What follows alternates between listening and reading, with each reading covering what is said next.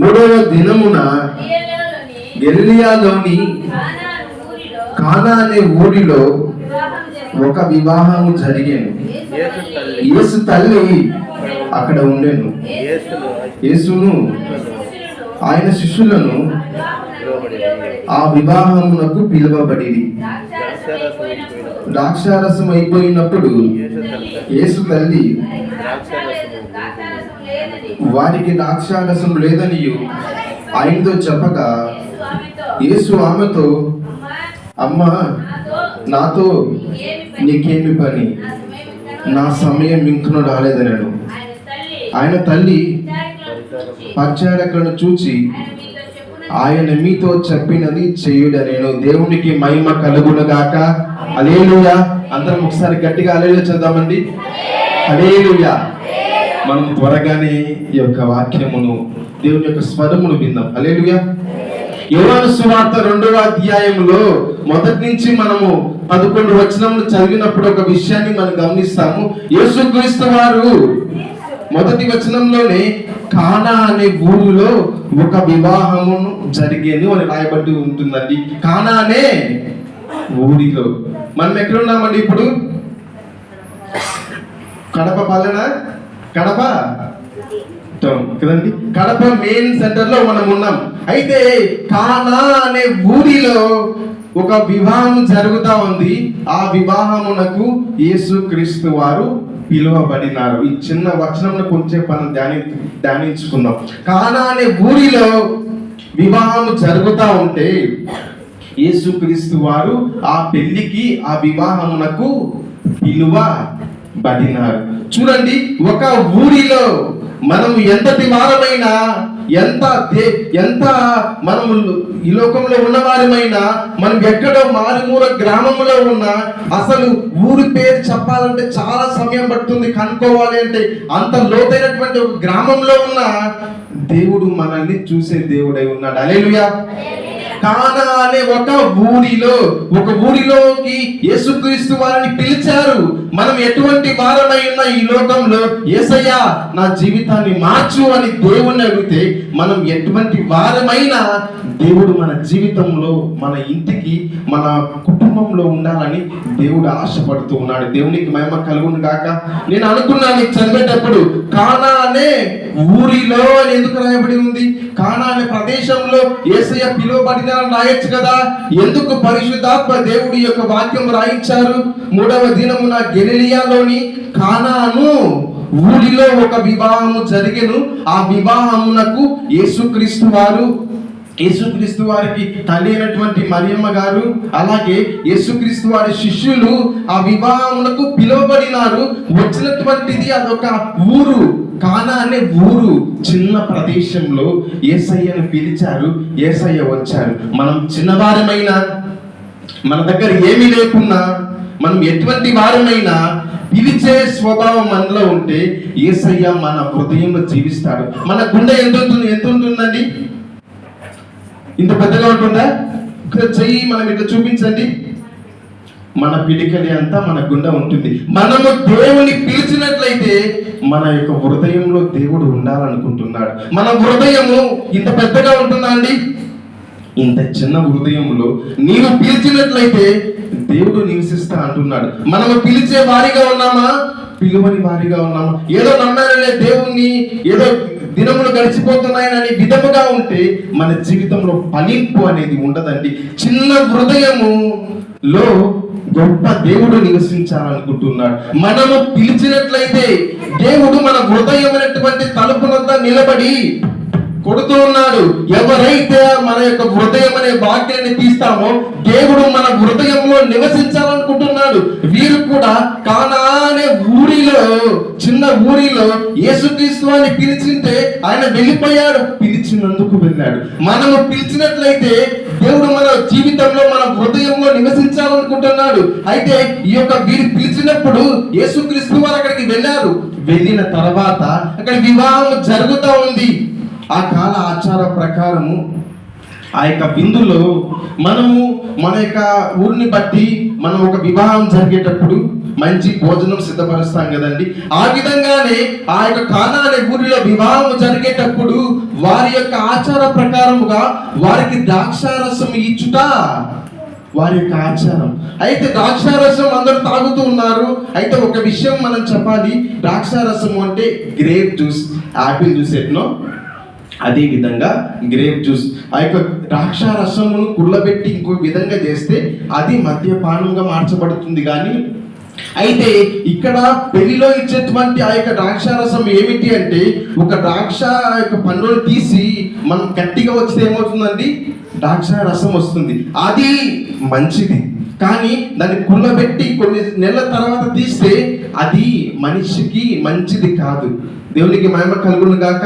అయితే ఈ యొక్క ద్రాక్షారసము ఏంటి ఆ యొక్క ఊర్లో ఇచ్చేది అంటే, మంచి ద్రాక్షారసము మంచిది ఇచ్చేవాళ్ళు. అయితే ఆ వివాహం జరుగుతా ఉంది. జరిగేటప్పుడు ఆ యొక్క ద్రాక్షారసం అయిపోయినప్పుడు మరియమ్మ తల్లి యేసుక్రీస్తు వారి దగ్గరికి వచ్చి, యేసయ్యా, ఈ యొక్క వివాహంలో ఒక కొదువ ఉన్నది, ద్రాక్షారసం అయిపోయినది.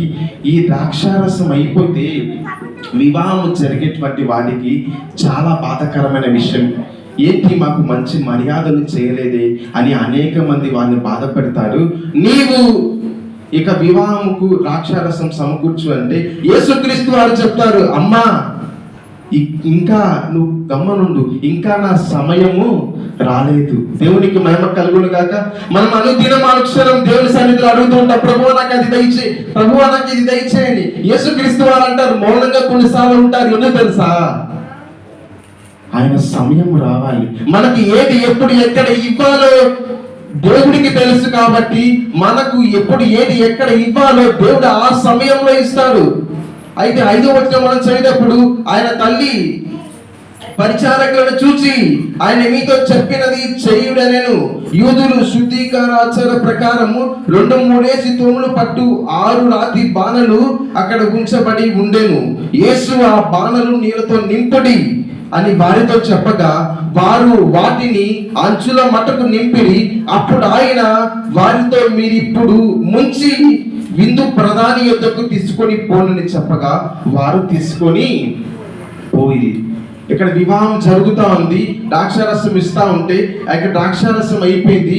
మరియమ్మ తల్లి వచ్చి ద్రాక్షారసం అయిపోయింది అంటుందండి. ఒకసారి మనం ఇక్కడ ఆగుదామని, ద్రాక్షారసము అయిపోయింది అని మరియమ్మ తల్లి యేసుక్రీస్తు వారి వద్దకు చెప్పింటే యేసయ్య అంటున్నాడు, అమ్మా ఇంకా నా సమయం రాలేదు, ఉండు అన్నాడు. ఇక్కడ మనం గమనించాలి అండి, ఈ యొక్క మరియమ్మ కుటుంబంలో ఉన్న వ్యక్తుల ఇంట్లో వివాహం చరిత్ర చెప్తా ఉంది. ఏ వివాహములకు పిలువబడినారంటే మరియమ్మ తల్లి గారి యొక్క కుటుంబంలో ఒక బంధువుల యొక్క వివాహం అది. అయితే ఈమెకి ఎందుకు వివాహంలో ఇక ద్రాక్షారసం అయిపోయింది కదా, ఈ యొక్క తల్లి గారికి ఎందుకు ఆ బాధ? ఈనాడు సొంత అన్నదమ్ముళ్ళే, సొంత అక్క చెల్లెళ్ళే, సొంత వారే ఆ యొక్క సొంత వారి ఇంట్లో వివాహం జరుగుతుంది అనుకోండి. ఇప్పుడు అన్న యొక్క కుటుంబంలో వివాహం జరుగుతా ఉంది. తమ్ముడు వచ్చి ఆ యొక్క వివాహంలో ఒక కొదువ ఉన్నది, ఆ కొదువను చూసి తమ్ముడు భలే జరిగిందిలే అని అన్నారంటే ఎంత బాధాకరమైన విషయం అంటున్నారు కదండి. అయితే ఈ యొక్క మరియమ్మ గారు ఒక సంగతి చూశారు. అక్కడ ఈ యొక్క ద్రాక్షారసం అయిపోయినది. అయిపోతే ఆ పెళ్లి పనులు తక్కువ చూస్తారు. ఇక మరియమ్మ తండ్రి గారు వారు నా బంధువులు కదా అని యేసుక్రీస్తు వారి యొద్దకు వచ్చి, లేదయ్యా అయిపోయిందంటే యేసయ్య అన్నాడు, నా సమయం ఇంకా రాలేదు అని చెప్పి కొద్ది నిమిషం తర్వాత ఆయన ఒక పని చేశాడు. ఎందుకని యేసుక్రీస్తు వారు ఇంకా నా సమయం రాలేదన్నాడు?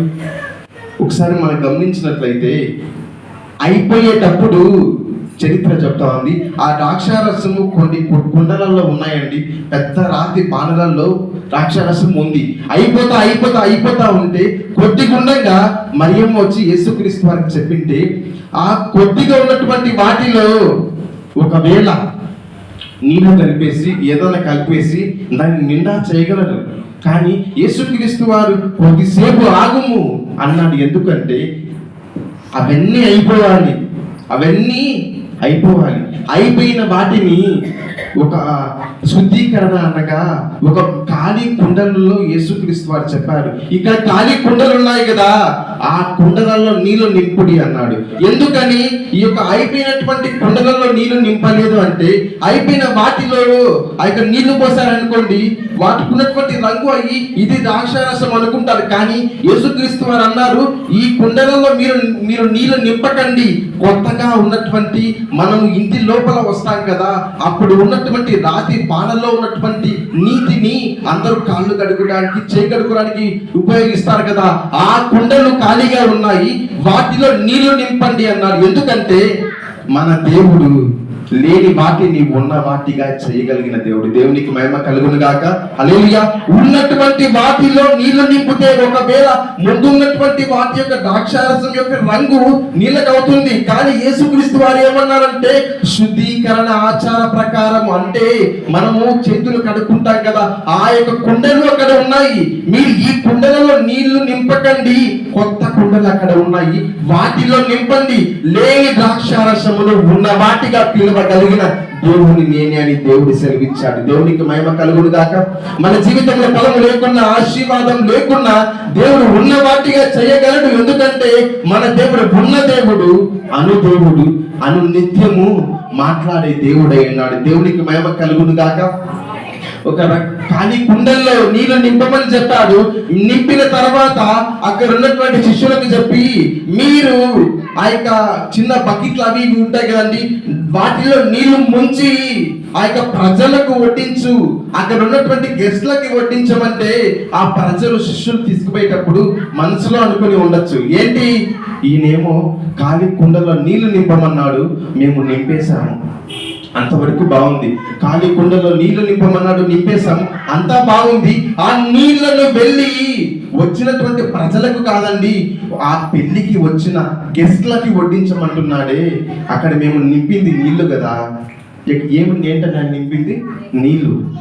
యేసుక్రీస్తు వారు ఏంటి ఈ మాట చెప్తున్నాడు, నీళ్లను ముంచి వెళ్ళి వడ్డించమంటున్నాడు వాళ్ళకి. ఒకవేళ ప్రజలకు వడ్డిస్తే వాళ్ళు ఏదో ఒక విధంగా అనుకుంటారు, గెస్ట్లకే వడ్డించమంటున్నారని మనసులో అనుకొని ఉండొచ్చు. కానీ యేసుక్రీస్తు వారు అన్నారు, మీరు వెళ్ళి వాటిని ముంచి వారికి ఏంటి అంటే, వాళ్ళు తీసుకొని వడ్డిస్తా ఉంటే ముందు ఇచ్చినటువంటి ఆ యొక్క ద్రాక్షారసము కన్నా యేసుక్రీస్తు వారు పంపించినటువంటి ద్రాక్షారసం చాలా తీయదిగా ఉందంట. దేవునికి మహిమ కలుగును గాక. మన జీవితంలో మన సొంత చిత్త ప్రకారంగా చేసుకునేది అయిపోవచ్చేమో, మన జీతం అయిపోవచ్చేమో, మనకున్నటువంటి కష్టాజీతం అయిపోవచ్చేమో, మన దగ్గర ఉన్న ఆస్తి సిరి సంపదలు వెళ్ళిపోవచ్చేమో, కానీ లేని వాటిని ఉన్న వాటిగా చేయగలిగిన దేవుడు లేని కుండలలో నీళ్లు నింపమన్నాడు. వాటిని చేదైన కాదు, తీపి కలిగినటువంటి ద్రాక్షారసముగా మార్చి వారికి ఇచ్చింటే తాగుతున్న వారు అంటున్నారు, ముందు మేము తాగినటువంటి ద్రాక్షారసము కన్నా రెండవసారి మీరు ఇచ్చినది చాలా తీపిగా ఉన్నది. ఇది చాలా ఆశ్చర్యం అంటున్నారు. దేవునికి మహిమ కలుగును గాక. మన జీవితంలో మన దగ్గర ఉన్నది ఏదైనా అయిపోయి ఉండొచ్చు. ఆ వివాహంలో ఏర్పరచుకున్న కష్టం చేసి వాళ్ళు చేసుకున్నటువంటి ద్రాక్షారసం అయిపోయింది, కానీ దేవుడు ఇవ్వాలనుకుంటున్నది తగిన కాలంలో మన జీవితంలో ఖచ్చితంగా సఫలపరుస్తాడు. దేవునికి మహిమ కలుగును గాక. మనం అనుకుని ఉండొచ్చు, ప్రభువా ఇంకా ఏంటి నా జీవితంలో అద్భుతం జరగడం లేదు అని చాలా మంది అంటా ఉంటారు కదండి. ఏంటి, నేను ఇంతకాలం నుంచి దేవుని సన్నిధికి వచ్చాను, నా జీవితంలో ఏ అద్భుత కార్యం జరగడం లేదని ఇక్కడున్న వారిలో ఎవరైనా అనుకుంటూ ఉన్నారా? అలా అనుకుంటున్న వారికి ఒక విషయం, బైబిల్లో ఉన్నటువంటి ఒక మాట నేను చెప్పాలనుకుంటున్నాను. ఏంటి, నా జీవితంలో ప్రార్థన చేస్తున్నా, వాక్యం చదువుతున్నా, కానీ ఒక నూతనమైన క్రియ జరగడం లేదే, నా దేవుడు చూస్తూ ఉన్నాడు, అసలు నాకు అద్భుతమే జరగడం లేదనే వారు ఎవరైనా ఇక్కడ ఉంటే వారు ఒక విషయం గమనించాలి. మనము పుట్టినప్పుడు నుంచి మన గుండె కొట్టుకుంటూ ఉందంటే అది అద్భుతం కాదా అండి? అద్భుతం కాదా అండి? 2 నిమిషాలు ఆగితే ఏమవుతుందండి? పుట్టినప్పటి నుంచి మనం మరణించేంత వరకు మన గుండె ఆగకుండా కొట్టుకుంటూనే ఉంటుందంటే అది దేవుడు చేసిన అద్భుతం. మనకు అవిశ్వాసముగా మనకు అనిపించినప్పుడు మనం మన గుండె మీద చేయి వేసుకొని గుండె శబ్దము విని మనం ఒక మాట చెప్పాలి, నా దేవుడు నా గుండె కొట్టుకుంటుంది అంటే నా జీవితంలో కార్యం చేస్తూ ఉన్నాడు. దేవునికి మహిమ కలుగునుగాక. హల్లెలూయా. మనము కొన్నిసార్లు సాతానుడు వచ్చి దేవుడు ఏమి చేయడం లేదంటే అప్పుడు మనం గమనించి ఇలా పెట్టుకుంటే ఏమవుతుందండి, గుండె యొక్క శబ్దము మనకు తెలుస్తుంది. అప్పుడు మనం చెప్పాలి, మన నోటితో మనం పలకాలి, నా దేవుడు నా జీవితంలో నేను పుట్టక ముందు నుంచి కార్యం చేస్తున్నాడు, పుట్టిన తర్వాత కూడా నా దేవుడు నా మంచి బాగుగులన్నీ చూస్తున్నాడని. దేవునికి మహిమ కలుగును కాక. అనుదినము, దినమే కాదండి, అనుక్షణము, క్షణమే కాదండి, ప్రతి సెకండ్ మన గుండె కొట్టుకుంటుంది అంటే అది నిజమైన అద్భుత కార్యము. డాక్టర్లు కూడా మన గుండె కొట్టుకునేలాగా చేయలేరండి. ఒకవేళ ఆ యొక్క గాయమైనటువంటి వాటిని తీసి కోసి వేసి కుట్లు వేస్తారేమో కానీ స్వస్థపరిచే దేవుడు మన దేవుడు లేదు. ఇక్కడ ఆశీర్వాదం పెళ్లిలో, అక్కడ వివాహంలో ద్రాక్షారసం అయిపోయింటే వాటిల్లో నీళ్లు పోసి చేయమని లేదు, కానీ కొత్త బాణలలో నీళ్లు వేసి చెప్పాడు, మీరు వెళ్ళి చేయండి అని. మన జీవితంలో దేవుడు ఈనాడు సెలవిస్తున్నాడు. దేవుడు చెప్పిన వాక్యం ప్రకారం మనం జీవించి మనం దేవుని నమ్ముకొని వెళితే మన దేవుడు మన జీవితంలో అద్భుత ఆశ్చర్య కార్యం జరిగిస్తాడు. దేవునికి మహిమ కలుగును గాక.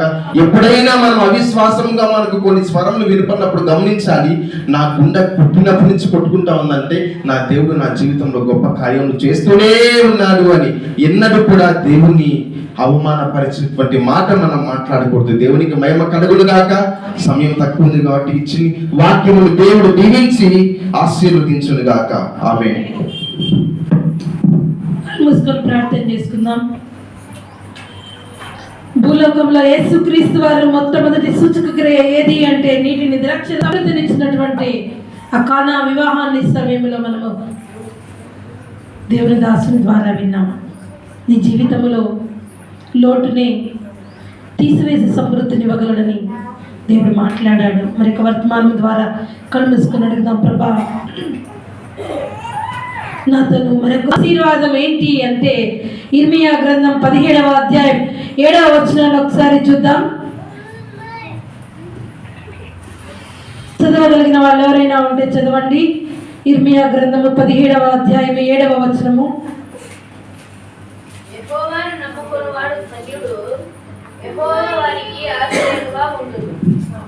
వాడు జలముల యొద్ద నాటబడిన చెట్టు వలె ఉండును. అది కాలువల వలన దాని వేడి తగ్గును. ఎట్ట కలిగినను దానికి భయపడదు. దాని ఆకు పచ్చగా నుండును. వర్షం లేని సంవత్సరమున చింతనొందదు కాపు మారదు. యెహోవాను నమ్ముకొని వారు ధన్యులు.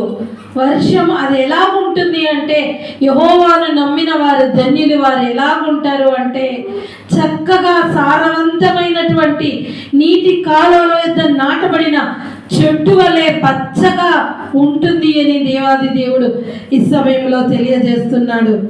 మరి ఎలా ఉంటుంది పచ్చగంటే దానికి వర్షంతో సంబంధం ఉండదు.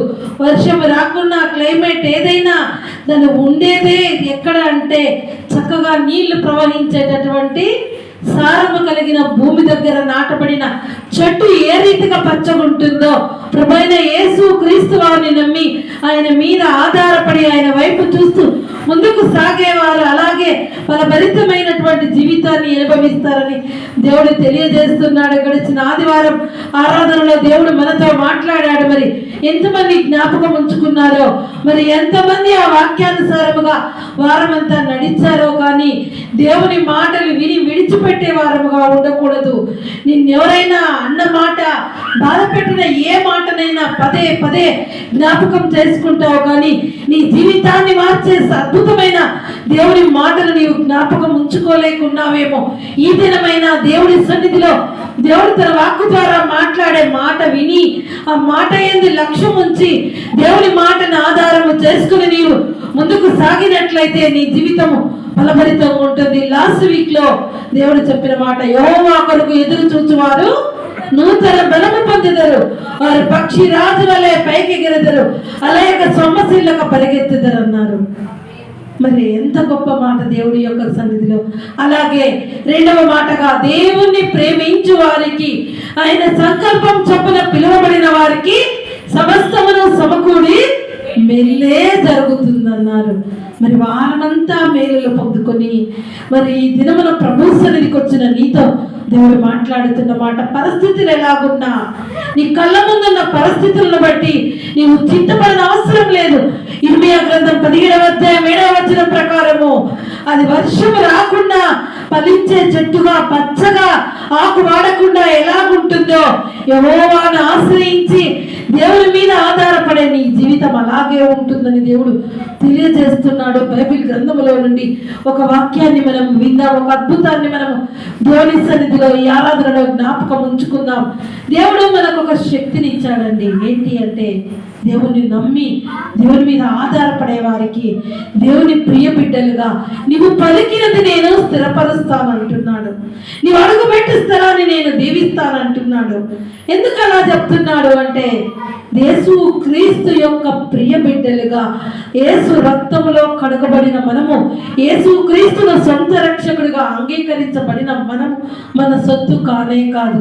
మీరు దైవములని సర్వోన్నతుని యొక్క దేవుని యొక్క కుమారులు అన్నారు. మన దేవుడు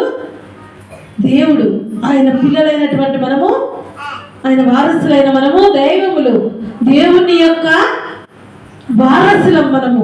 అబ్బా తండ్రి అనే పిలిచి అధికారాన్ని దేవుడు ఇచ్చాడు. అయితే ఎప్పుడు అధికారాన్ని మనము అనుభవిస్తాము అంటే, దేవుని మీద ఆధారపడినప్పుడు, దేవుని వైపే చూసినప్పుడు. ఇర్మియా గ్రంథంలో కానీ 17వ అధ్యాయం 7వ వచనం ద్వారా యెహోవాను నమ్ముకుని వారు ధన్యులు. మరి ధన్యకరమైన జీవితంలో ఈ దేవుని నమ్మినా కానీ నీవు ధన్యకరమైన జీవితంలో లేక, మోడుబారిన స్థితిలో, రోగంలో, వ్యాధలో, వ్యసనంలో, దిగులుతో కృంగిన స్థితిలో నీవు ఉండటానికి కారణం ఏంటి అంటే, నీ వెలిగిన దేవుని యొక్క ఆశీర్వాదము నీవు అనుభవించకపోవడానికి కారణం నీ పలికే మాటే, నీవు ఆలోచించే ఆలోచనే. కొంతమంది ఎప్పుడు పలుకుతారండి నోటితో, అది జరగదు, అది కాదు. దేవునికి అసాధ్యమైనది ఏదైనా ఉందా? దేవునికి అసాధ్యమైనది ఏదైనా ఉందా? యెహోషువ ప్రార్థిస్తే, ప్రార్థన అంటే దేవునితో మాట్లాడము. యెహోషువ ప్రార్థించినప్పుడు సూర్య చంద్రులు అలాగే నిలబడిపోయాయి. సూర్యుని ఆపగలిగిన శక్తి, చంద్రుని ఆపగలిగిన శక్తి యెహోషువకి ఇచ్చిన దేవుడు.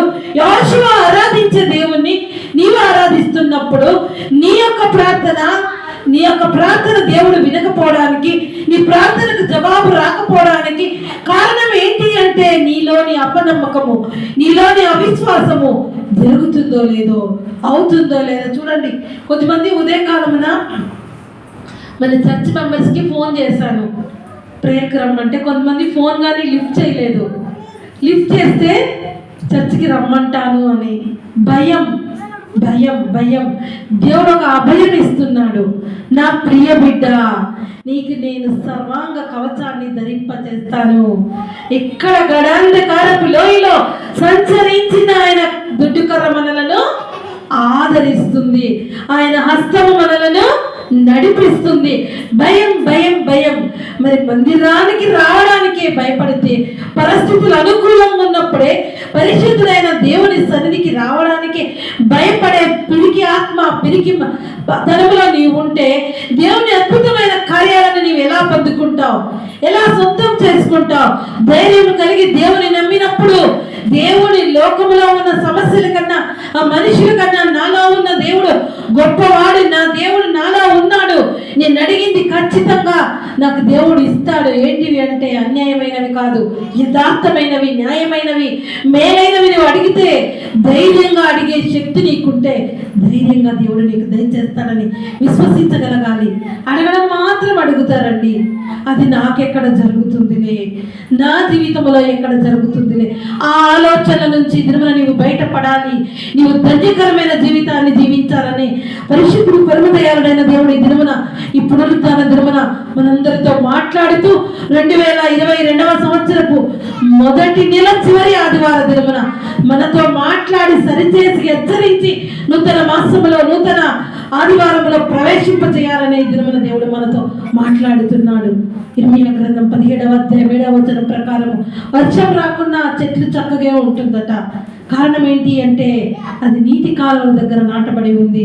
పరిస్థితులు ఎట్లున్నా, కరువు అయినా, ఎంత ఇబ్బంది అయినా, జీవజలపు ఊటైనా దేవుని మీద ఆధారపడి ఆయన వైపు చూసినప్పుడు నీ జీవితం ఫలభరితంగా ఉంటుంది. చూద్దాం 2వ రాజుల గ్రంథము 4వ అధ్యాయాన్ని ఒకసారి చదువుదాం. రాజుల 2వ గ్రంథము 4వ అధ్యాయము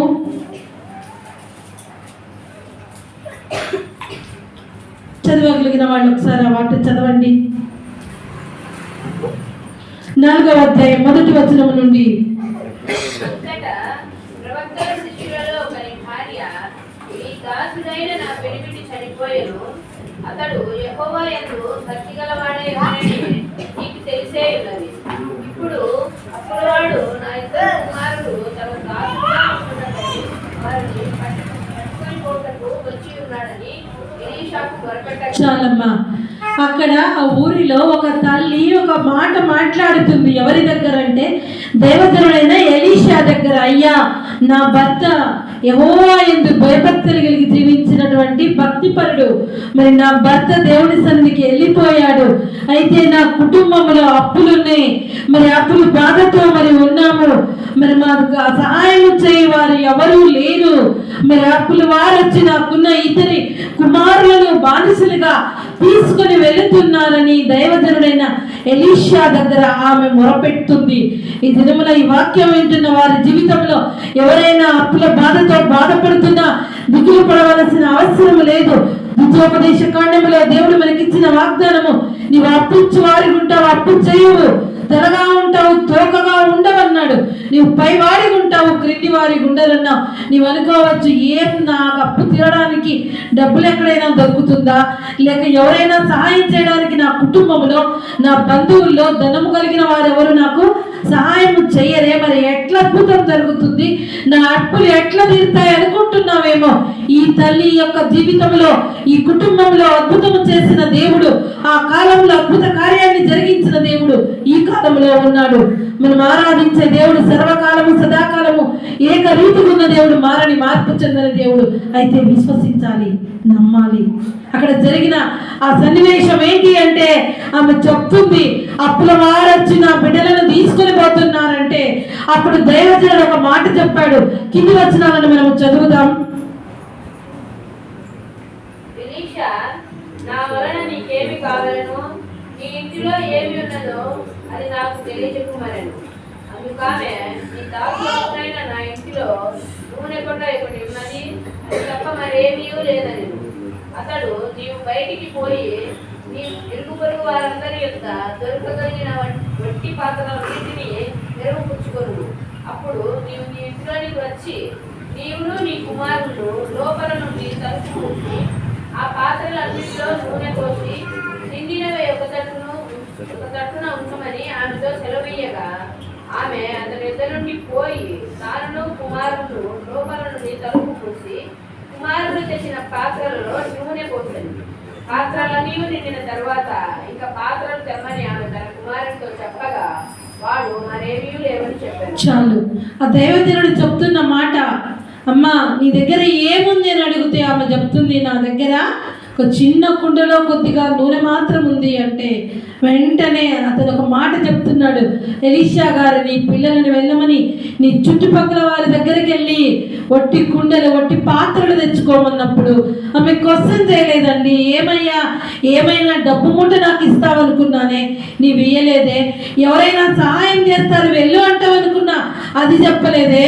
ముందే అప్పులతో బాధపడుతున్నాము, ముందే అవమానంతో ఉన్నాము, బాధతో ఉన్నాము, దిగులుతో ఉన్నాము, మళ్ళీ వెళ్ళి ఒట్టి పాత్రలు తెచ్చుకోమంటున్నావే అని ఆమె సొంత మాటలు మాట్లాడలేదు. దైవజనుడు చెప్పిన మాట విన్నది. తన కుమారులు వెళ్ళారు, అన్ని పాత్రలు చుట్టుపక్కల వారికి పాత్రలని తీసుకొని వచ్చారు. దైవజనుడు చెప్పినట్టుగా తలుపు మూసుకొని వారి దగ్గర ఉన్న ఆ కొద్దిగా కుండలోని నూనెను వంపడం స్టార్ట్ చేశారు. మరి ఎప్పుడైతే ఆ పాత్రలో వారి దగ్గర ఉన్న కుండలోనిది ఖాళీ పాత్రలోనికి వంచుతూ ఉంటే, ఏ పాత్రలో వంచుతున్నా, ఎంత పెద్ద పాత్రలో వంచుతున్నా ఆ పాత్రలన్నీ నిండుతున్నాయి. అలా రూమ్ అంతా ఒట్టి పాత్రలని నూనెతో నింపబడిపోయాయి. ఎవరైనా సహాయం చేయలేదు, కానీ వారు దేవుని మాటల యందు లక్ష్యం ఉంచారు. దైవజనుడు చెప్పిన మాట విన్నారు, ఆ మాట ప్రకారము చేశారు. అన్ని పాత్రలు నింపబడిన తర్వాత 7వ వచనంలో చివరి మాట చదువుదాం. 6వ వచనంలో చివరి మాట, పాత్రలన్నీ నింపబడిన తరువాత ఇంకా పాత్రలు తెమ్మని ఆమె తన కుమారులతో చెప్పగా వాడు మరేమీ లేదని చెప్పెను. అంతలో నూనె నిలిచిపోయెను. వారు ఇక లేదు అనే వరకు నూనె వస్తూనే ఉంది. వారు నోటితో ఆ మాట పలుకు వరకు ఏమొస్తుందంటే పోస్తూనే ఉంటే నూనె అది వస్తూనే ఉంది. చూడండి, దేవుని పిల్లలైన మన నోటికి దేవుడిచ్చిన ఒక శక్తి లేదు అనే వరకు సమృద్ధైన ఆశీర్వాదం వారు పొందుకున్నారు. ఆ కింది వచనాల్లో దేవజనుడు చెప్పిన మాట, అమ్మా ఈ నూనె అమ్మి నీ అప్పు కట్టేసే, మిగిలిన నూనె అమ్మి మీ జీవితాన్ని కొనసాగించమన్నప్పుడు ఆ విధముగా వారి జీవితంలో ఆ పని చేశారు. వారి అప్పులు తీరిపోయాయి, వారికున్న అవమానము కొట్టివేయబడింది, వారి జీవితంలో తీరదు అనుకున్న సమస్య తీరిపోయింది. తీరిపోవడమే కాకుండా వారి జీవనానికి కావలసిన సమృద్ధి ఆశీర్వాదాన్ని దినమున పొందుకున్నారు. కారణం ఏంటి అంటే ఎలీషా గారు చెప్పిన మాటను వారు విన్నారు. ఈ దినమున దేవుని సన్నిధిలో దేవుని సేవకుల ద్వారా దేవుడు చెప్తున్న మాట వింటున్నావా? చాలా మంది వినలేకపోతున్నారు. అందుకే నీ స్థితి మారటం లేదు. ఎంత అద్భుతమైనటువంటి మార్పు ఆ కుటుంబంలో, అంతవరకు తన పిల్లలు అప్పుల వారికి బానిసలుగా వెళ్ళిపోవలసిన ఆ కుటుంబంలో, అప్పు తీరుతుందని ఆశ లేని ఆ కుటుంబంలో అవమానముతో ఉన్నారు, దుఃఖముతో ఉన్నారు. వారి జీవితంలో ఇక సంతోషము కలుగుతుందనే ఆశ లేని ఆ కుటుంబంలో, కొన్ని చూపు మేరలో ఈ ఆశ లేని వారి జీవితంలో అద్భుతం జరిగింది. వారు దైవజనుని దగ్గరికి వెళ్ళారు. దైవజనుని దగ్గర వారి సమస్యను విన్నవించుకున్నారు. దైవజనుడు చెప్పిన మాటను విన్నారు. ఆ మాట విన్న తర్వాతనే వారి జీవితంలో అద్భుతం జరిగింది. దినమున నీవు కానీ దేవుని మాట వినేటటువంటి స్థితిలో ఉన్నావా? దేవుని మాట వినలేని స్థితిలో ఉన్నావా? యెహోవాను ఆశ్రయించేవాడు ధన్యుడు అన్నారు. దేవుని ఆశ్రయించినప్పుడు, దేవుని మీద ఆధారపడినప్పుడు ధన్యకరమైన జీవితాన్ని జీవిస్తావు.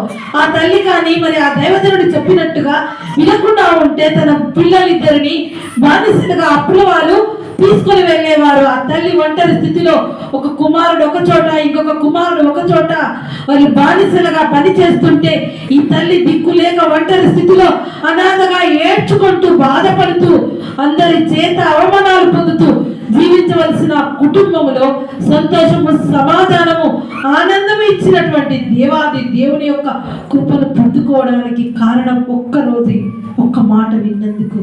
వినేవాడికి ఉన్నావా? వినలేని స్థితిలో నీవు ఉన్నావా? యెహోవాను ఆశ్రయించేవారు ధన్యులు అంటున్నారు. ఈ దినము నుండి ధన్యకరమైన జీవితంలో జీవించాలి అంటే దేవుని మాట వినేవారము ఉండాలి. ఒక మాట అపనమ్మకాన్ని తీసివేయి. నీ జీవితంలో ఏ కార్యమైనా చేయుటకు సమర్థుడు దేవుడని నీవు నమ్మాలి. అలా నమ్ముట నీవెనైతే నమ్మవానికి సమస్తమును సాధ్యం. కొద్దిమంది పిల్లలు అంటుంటారండి తల్లిదండ్రులు, నీవు మారవు, ఇంకా అదే జరుగుద్ది, నీ జీవితము మారదు, నీ బ్రతికింతే. అలాంటి మాటలు పలుకుతుంటే అలాగే నీ జీవితంలో నీ బిడ్డలు అలాగే ఉండిపోతారు. తల్లిదండ్రులు, కొంతమంది పిల్లలు నీకు తెలివే లేదు, నీవు బాగుపడవు, ఇలాంటి మాటలు పలకకూడదు. ఎందుకంటే దేవుని పిల్లలుగా వాళ్ళు లేదు అన్న వెంటనే, ఇక ఖాళీ పాత్రలు లేవు అన్న వెంటనే ఆ నూనె ఆగిపోయింది. అంత శక్తి దేవుడు ఇచ్చినప్పుడు నీవు శ్రేష్టమైన మాటలు, ఆశీర్వాదకరమైన మాటలు ఎందుకు పలకలేకపోతున్నావు? ఈ వాక్యం ద్వారా 2 విషయాలు నీవు ఆరాధన దినంలో గమనించాలి. మొదటి మాటగా దైవజనుని ఆశ్రయించినప్పుడు వారి జీవితంలో అప్పులు తీరిపోయి సమృద్ధిని పొందారు, అవమానం కొట్టివేయబడి ఆశీర్వాదాన్ని అనుభవించారు, ఒక ఆశ్చర్య కార్యాన్ని అనుభవించారు. రెండవదిగా నీవు పలికే మాటలు జాగ్రత్తగా పలకాలి.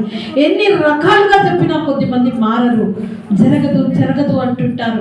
అలా అనడానికి కారణం ఏంటి ఏంటి అంటే వారు దేవుని కన్నా పరిస్థితులను చూస్తున్నారని, పరిస్థితుల మీదే ఎక్కువ ఆధారపడుతున్నారని గమనించాలి. దావీదు గొర్రెలు కాసుకునే ఒక గొర్రెల కాపరి. మరి దావీదు రాజు అవుతాడని ఎవరు ఊహించలేదు. నీ జీవితం మారుతుందని నీ కుటుంబీకులు, నీ ఫ్రెండ్స్, నీ అన్నదమ్ములు, నీ చుట్టూ ఉన్న వారు ఎవరికి తెలియకపోయినా నిన్ను సృష్టించిన దేవుడికి తెలుసు నీ భవిష్యత్తు. మనల్ని సృష్టించిన దేవుడికి మన భవిష్యత్తు తెలుసు. దావీదు గొర్రెలు కాసుకుంటూ గొర్రెల కాపరి ఉన్నాడు. ఆ గొర్రెల కాపరి అయిన దావీదు గొర్రెలు కాసుకుంటూ సంతోషంగా దేవుణ్ణి స్తుతిస్తున్నాడు. ఎండలో నేను పని చేస్తున్నానే, నేను ఏడ దేవుడిని స్తుతించాలా అనుకోలేదు. నా అన్నలు అంతఃపురంలో రాజు దగ్గర ఉన్నారే, మంచి జీవితం లీడ్ చేస్తున్నారే, వారు బాగున్నారే, నా పరిస్థితి ఏంటి అనుకోలేదు. దావీదు తల్లిదండ్రులు చెప్పిన ఆ పనిలో ఆ పని చేసుకుంటూ సంతోషంగా దేవుని స్తుతిస్తున్నారు. నీవు కానీ నువ్వు ఏ పని చేస్తున్నా, దాన్ని చిన్న పనైనా పెద్ద పనైనా, కష్టమైనా నష్టమైనా, ప్రభా నీ బిడ్డగా నాకు ఈ పని ఇచ్చావయ్యా, నా శక్తి వంచన లేకుండా ఈ పని చేస్తాను, నిన్ను స్తుతిస్తానని ఇచ్చిన పనిలో నమ్మకంగా ఉంటూ దేవుని స్తుతించాలి.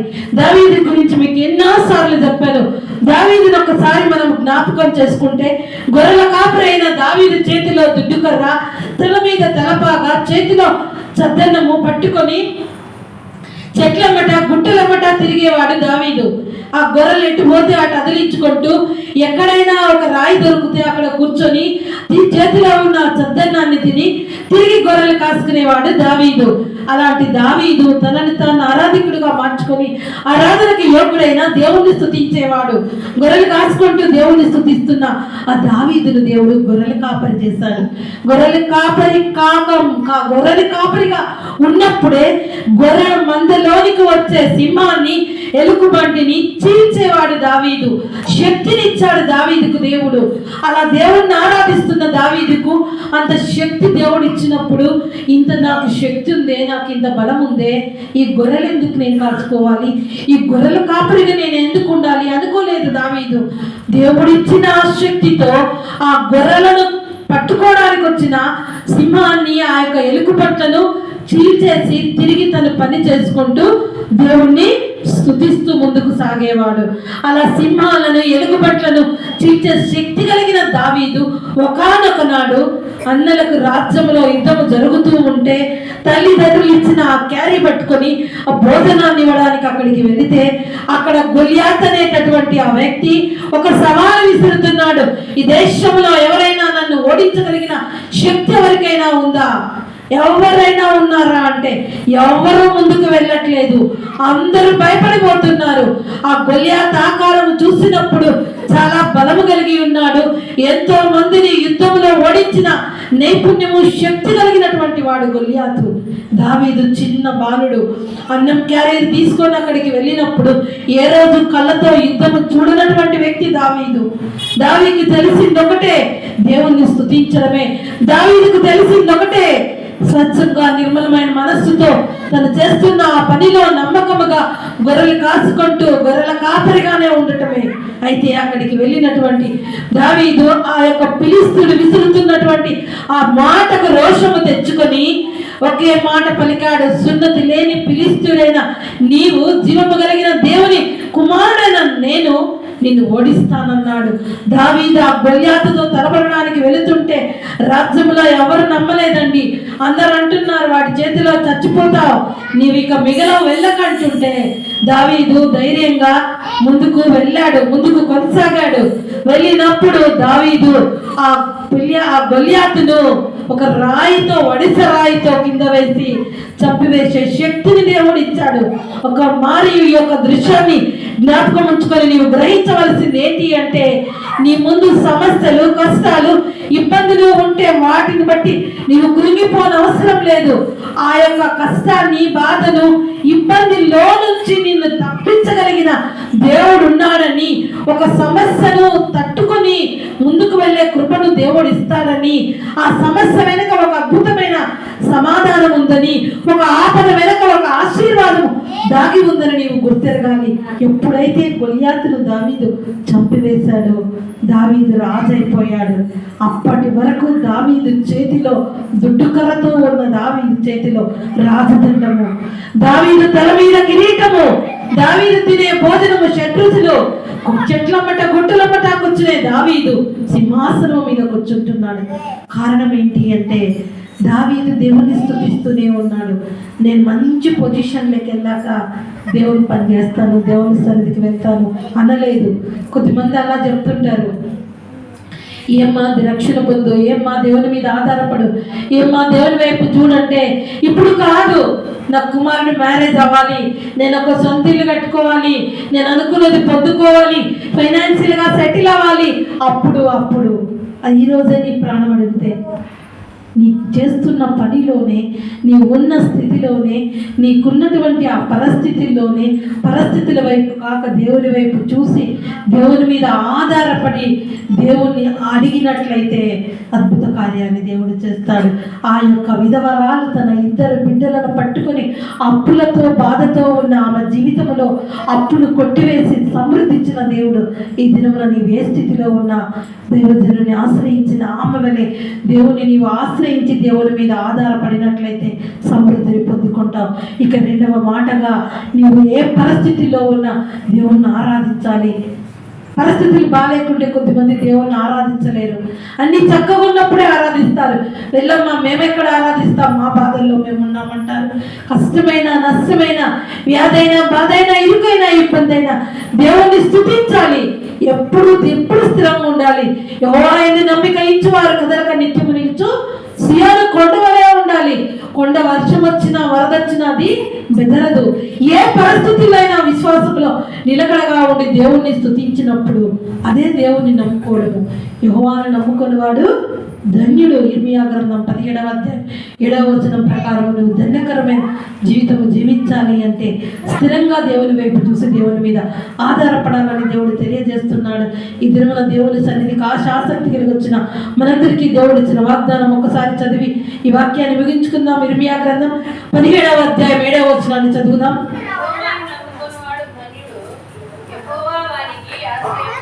ఆమేన్. యెహోవాను నమ్ముకునేవాడు ధన్యుడు, వానికి యెహోవా ఆశ్రయముగా ఉండును. ఈ దినమున దేవుని నీవు నమ్ముకొని దేవుని మీద ఆధారపడినట్లయితే దేవుడు ఆశ్రయంగా ఉంటాడు అంటున్నాడు. దేవుడు ఆశ్రయంగా ఉంటే జరిగే అద్భుతాలు ఎన్నో మనకు తెలుసు. మరి ఆ యొక్క విధవరాలు ఇంట్లో జరిగిన అద్భుతాన్ని జ్ఞాపకం చేసుకుందాం.